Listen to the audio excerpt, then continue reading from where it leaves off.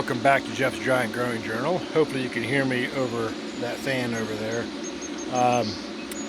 Been a little bit since I've done an update, so I figured I'd do one today. Today seemed like as good of a day as any. Today we're going to go over the good, the bad, and the BES.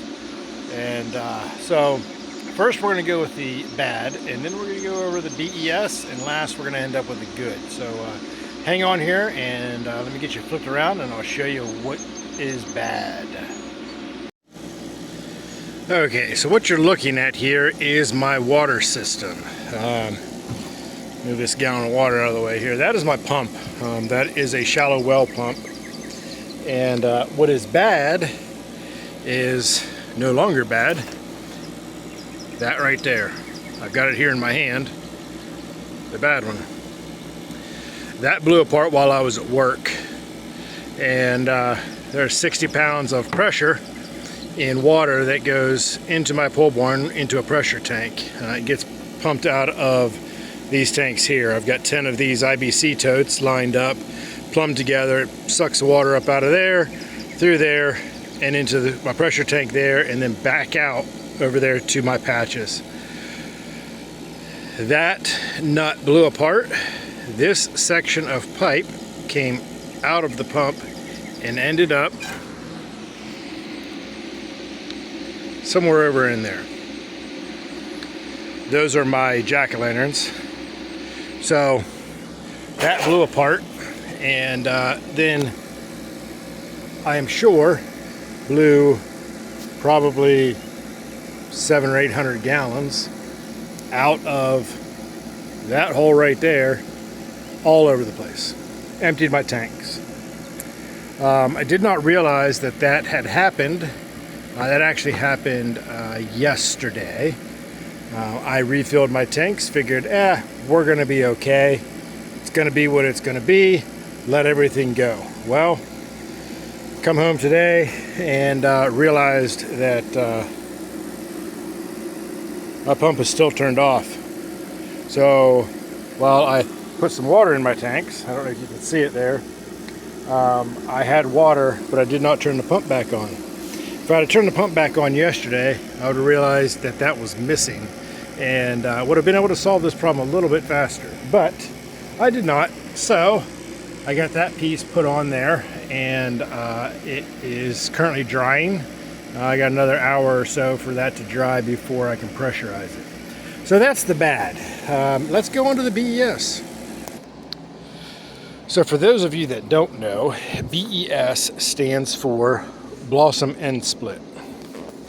As you can see from this picture, I come home from work yesterday and decided to look at the blossom and noticed that split. And so I took a piece of zip tie and poked in there and discovered that it went into the cavity.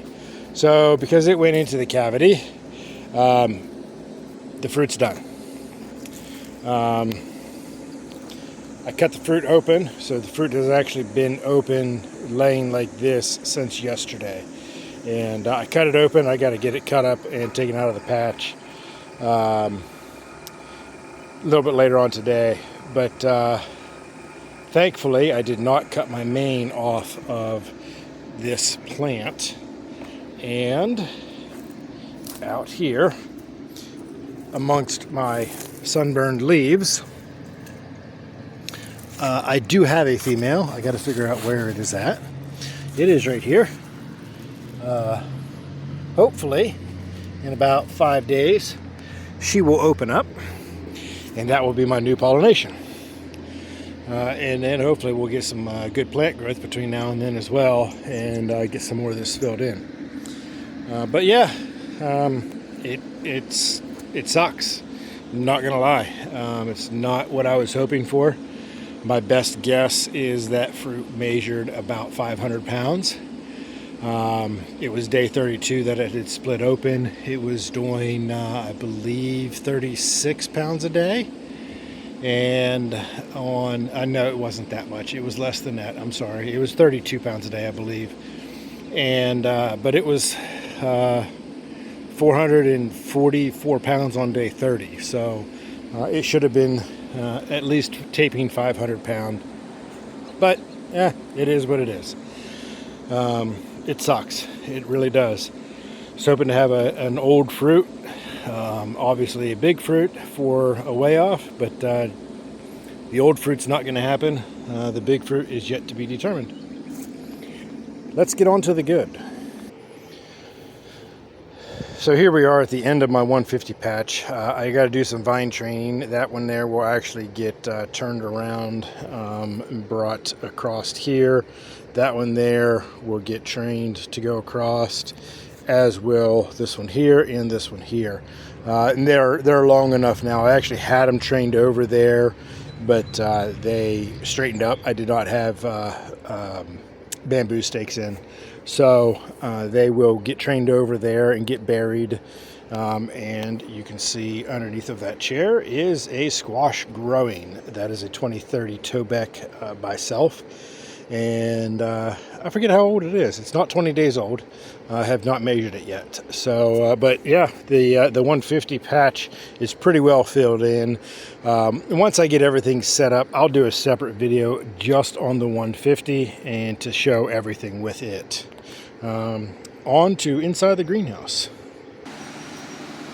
Okay, so we're inside the greenhouse. As you can tell, got a ladder here. I got some green beans growing. Doing pretty good. There's some tomato plants there. We'll get to them. The plant inside here, doing very well. Still probably my best plant, possibly ever, that I've had. So it is extremely healthy, extremely dark. It looks fantastic. It really does. I don't know that I could actually explain it any better. As far as being filled in, this side here, pretty much it's done. I got some tertiaries here to get terminated, get shoved back into the patch because obviously they're not going to grow on tarp. And the same here actually with this secondary that you see there. I'm actually going to turn it and bring it back in from out here and bring it right along here and then terminate it. I'm not going to use any tertiaries to fill that spot in. The biggest reason is because I cut them all off, not thinking. But something else to get a little bit excited about. Did you look at this? Take a look at that. Oh yeah, we got a mega bloom going. She's starting to open up.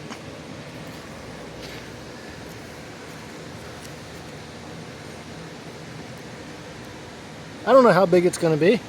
No idea. I'm hoping it's going to be big. I'm hoping it's going to be an Ohio State record. But we'll see. I know there's another grower a little further north than me that's already growing a monster this year. I fully expect him to have something bigger. So we'll see. Let's get over here and take a look at these other ones and see what else I got growing.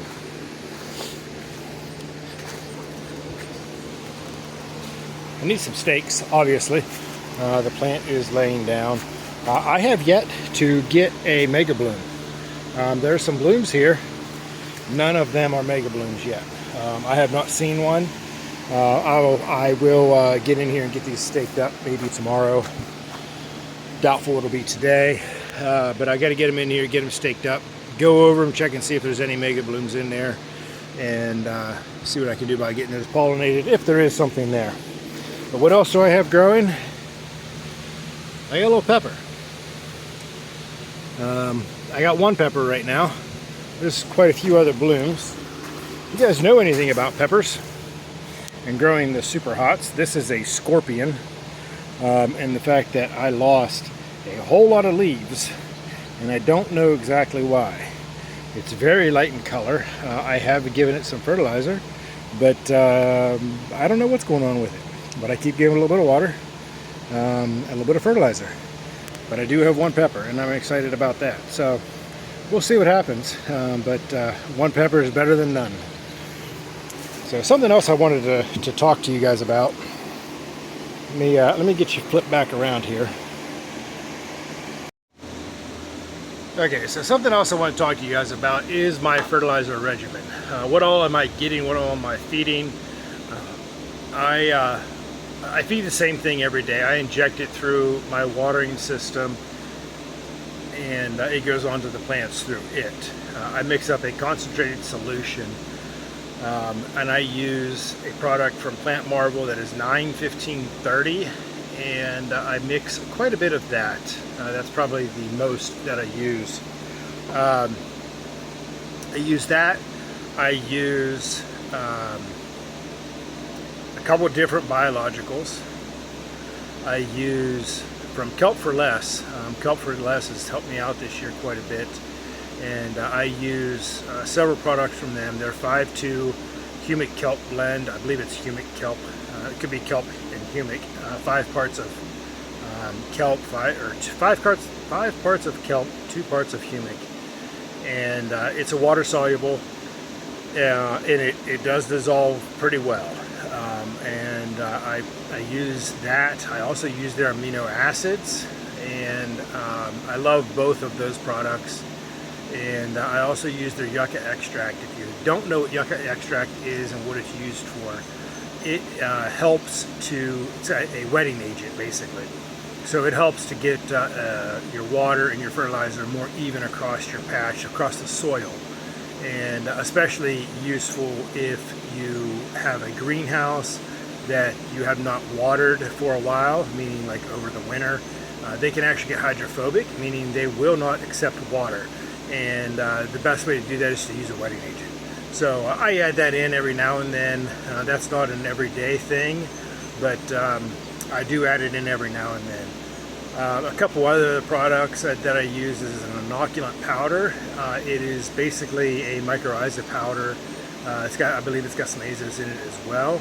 I have been adding azos as well, and that's about it. There's really not much else that I'm adding. But if you do choose to get anything from Kelp for Less, be sure to use the promo code Jeff10. That will get you 10% off of your entire order. The only thing it is not good for is for the gift certificates, but everything else it will work for. Get you 10% off and give you a little bit of a savings. You need something to finish out the season. I know we're getting into mid-July, and time to possibly re-up on some of those fertilizers and amendments that you might need. But you can add any of that stuff really from the get-go. You can add it now, start adding it now, or start it from the very beginning. Something else I do add is a product called, they call it Soluble Fines. It's 0052. It's a water soluble potassium. So I don't use the growth products. I know a lot of growers that do, and I have used it in the past. But I used the 0052 when I grew my 2195, and I can get it, I say locally, but it's relatively locally. It's at the Amish store that I go to, and I can get it there relatively easy. I don't have to order it in or anything like that. So, but that's pretty much everything that I feed. And but I know that's a pretty popular conversation among growers, among new growers especially, wondering what do I add, when do I add it, how do I add it. And for me personally, I add everything every day. I don't really change anything up. I may add something a little extra one time, but for the most part, it's the same amount every time. I do pH adjust as best as I can. I also keep track of my EC. I do not want to go too high on the EC, and I want to make sure my pH is at least somewhat close. This year I did end up getting some battery acid to use as a pH down. It's a sulfuric acid, and so far so good.